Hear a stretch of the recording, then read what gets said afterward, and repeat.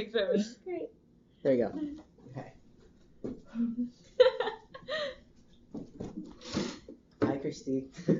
Hi, Christy. So this is our standardized testing debate. Just so you know, we just have our key points here. We have a notebook taking down notes so we can do our rebuttal and summarize the conclusion. Our final thoughts. Okay. So, what side did you have, Gabby? So I had the pro of standardized testing. And I had the con side. Do you want to go ahead and start with your introduction? What are you talking about? Point. Oh, okay. So I guess I'll start with the con side. According to an article from the Washington Post called 11 Problems Created by Standardized Testing Obsession, a little background on this article: it was written by a teacher who is a veteran teacher teaching for years and years, and he actually decided to leave the profession, one of the reasons being standardized testing. And he was saying that some of the things wrong, or some of the challenges and limitations of standardized testing, are that it suffocates creativity, imagination, and innovation. There's less time for projects and activities in the classroom because teachers have to take and students have to take the time to prepare for these tests. And now teachers are not just teaching what they think is important, but they're teaching just for kids to pass a test. Students with special needs may not have the capacity to take standardized tests, but they're still being forced to in many states.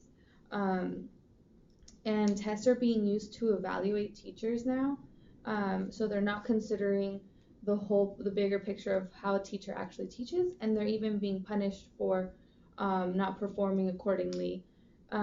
Many good teachers are being driven out of their professions, just like the author of this article, Valerie Strauss, and they're just afraid that their jobs are at stake if their test scores aren't high enough. Also, another point in that article was that there's less critical thinking in the classroom now because teachers and students are too worried about tests. And the last point in my first source was standardized tests have not proven to make students more ready for college, which I think is a big deal. Like, we should be preparing our students for the future. So if standardized tests are not supporting that, then why are we doing it? For my second source, it was an article from the Harvard Political Review called "The Case Against Standardized Testing." And some of the important points in this source were that by 2011, almost half of schools nationwide were labeled as failing because they could not make adequate progress. This is discouraging both for the students, the teachers. It also creates a negative image for the schools and the teachers in those schools. Another thing, a huge thing I thought addressed in this source was that taxpayers are paying over $1.7 billion per year on testing throughout the states. That's a lot of money being put into just these tests. They take up a lot of time, a lot of money, and a lot of valuable time for kids to be learning. Students become anxious and disengaged when they have to stop what they're doing in class to start preparing for a standardized test.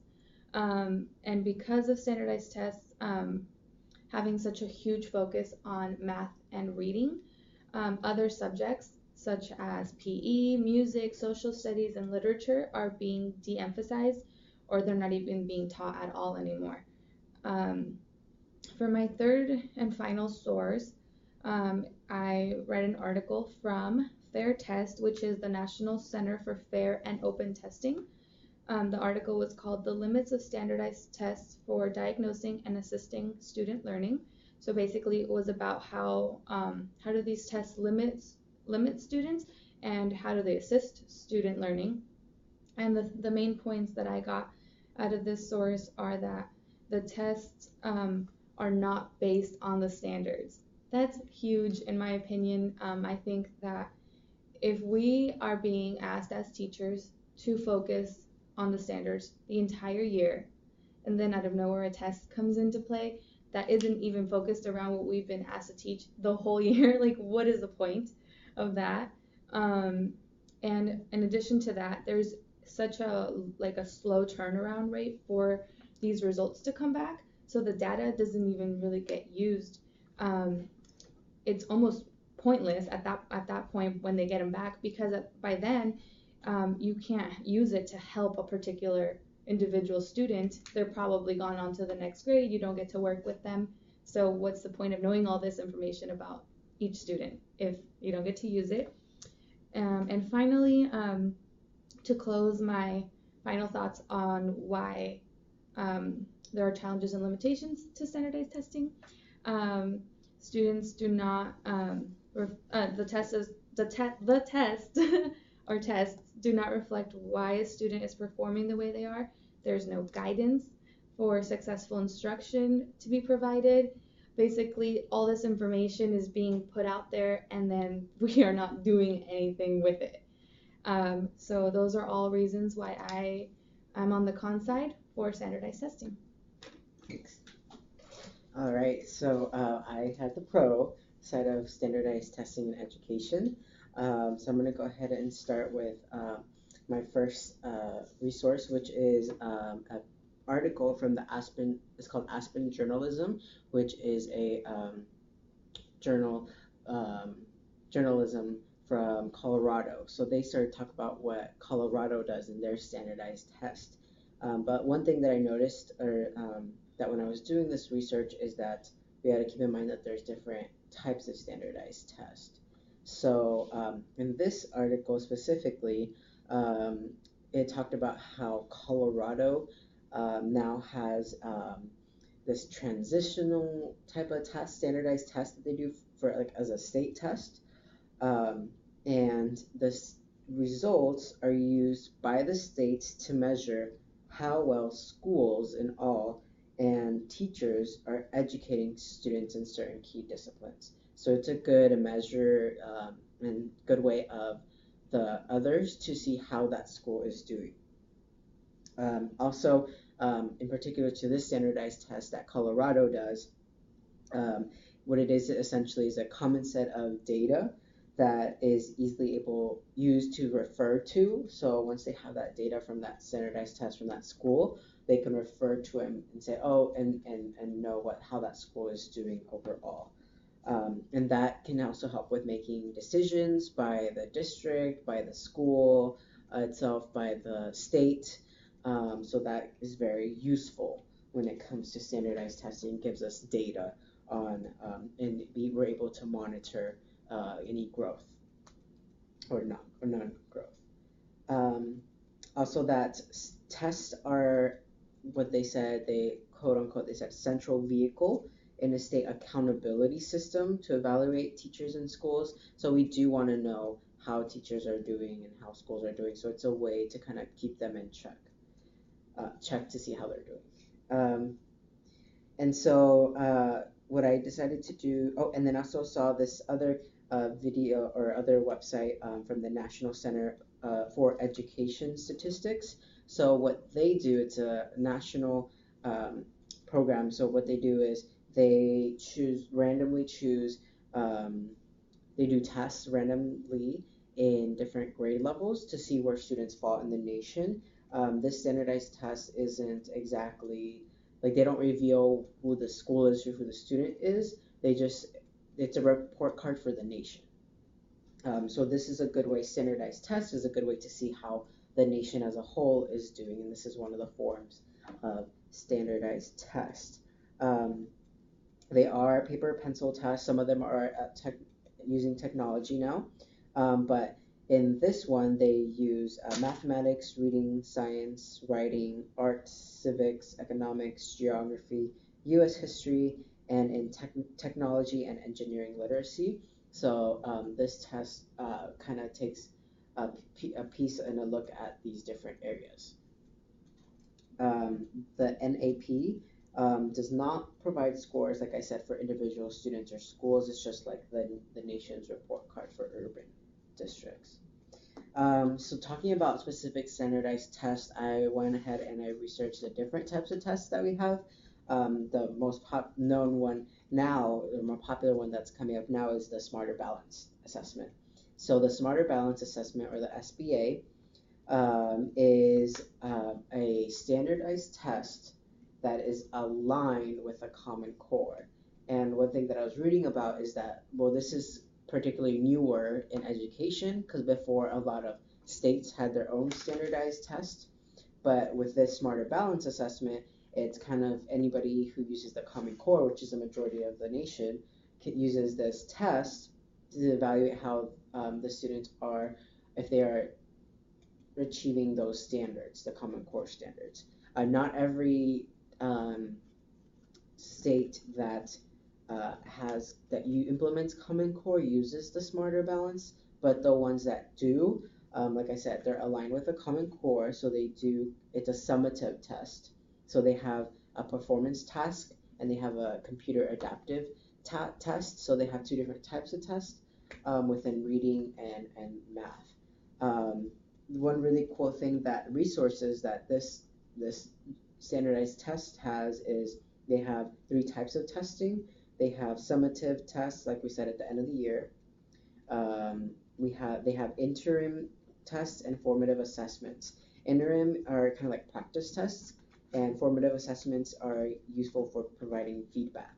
So interim tests are really useful for teachers to use throughout the school year, just to prepare them for the test. So it's not like the test is going to be a surprise at the end of the year. They're practice tests that is available to them. And like I said, not every standardized test is like that, but this one in particular is, which is very helpful, and it aligns with the Common Core standards, which is the bigger picture in Washington State. Uses the Common Core. I also looked at the WELPA. So the WELPA is a Washington English Language Proficiency Assessment, and that's something that Washington did until last year. And what it is it tests to see what level of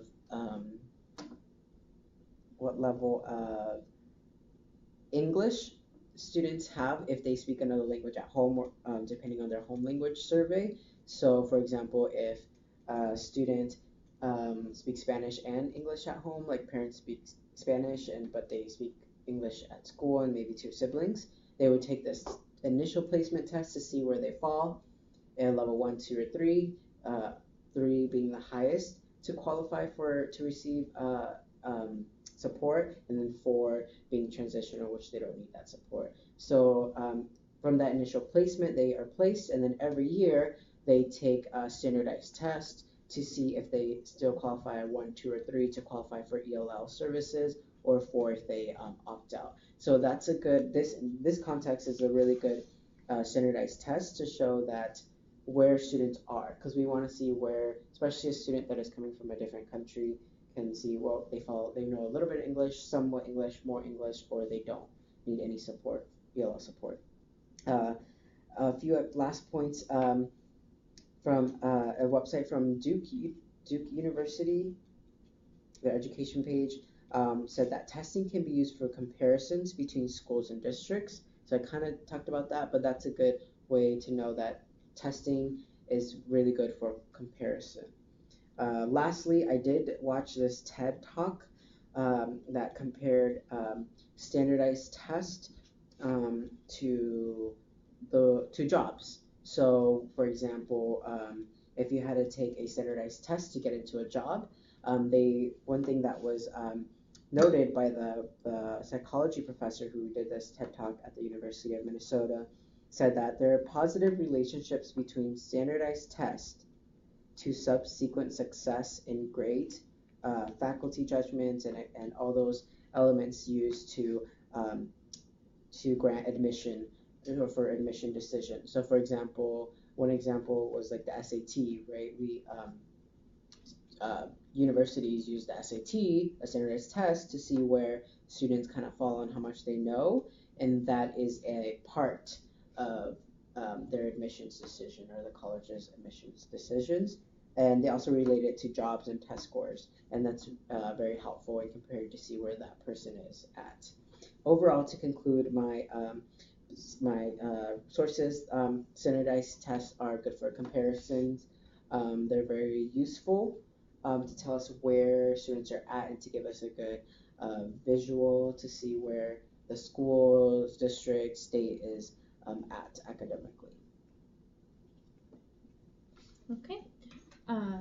So at this point, we're going to pause the video and we're going to take a few minutes to create our rebuttal arguments, and then we'll continue recording.